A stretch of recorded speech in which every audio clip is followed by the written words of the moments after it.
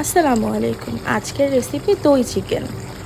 প্রথমে একটি পাত্রে তেল গরম করে তাতে পেঁয়াজ এবং কাঁচামরিচ ভালো করে ভেজে নিতে হবে। এরপরে গরম মশলাগুলো দিয়ে দিলাম।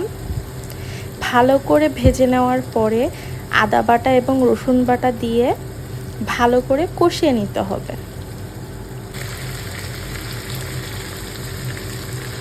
এবার গুঁড়ো মশলাগুলো দিয়ে দিলাম। গুঁড়ো মশলাগুলো দিয়ে হালকা একটু পানি দিয়ে ভালো করে কষিয়ে চিকেনগুলো দিয়ে দিব এবং ভালো করে কষিয়ে নিব।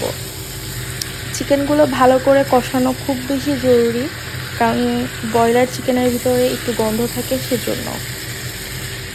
চিকেনগুলো ভালো মতো কষানো হয়ে গেলে এর ভিতরে আলু দিয়ে দিচ্ছি। আলু দিয়ে ভালো করে নেড়ে এর ভিতরে পরিমাণ মতো লবণ দিয়ে দিলাম। এবার ভালো করে কষিয়ে তাতে ফ্যাটানো টক দই দিয়ে ভালো করে মিশিয়ে নেব। ভালো করে মিশিয়ে নিতে হবে, না হলে টক দই ফেটে যাবে। ভালো করে মেশানো হয়ে গেলে কিছুক্ষণ নেড়ে চেড়ে আবার জাল দেব এবং শেষে সামান্য লেবুর রস দিয়ে ফুটিয়ে নামিয়ে নিব। তৈরি হয়ে গেল আজকের দই।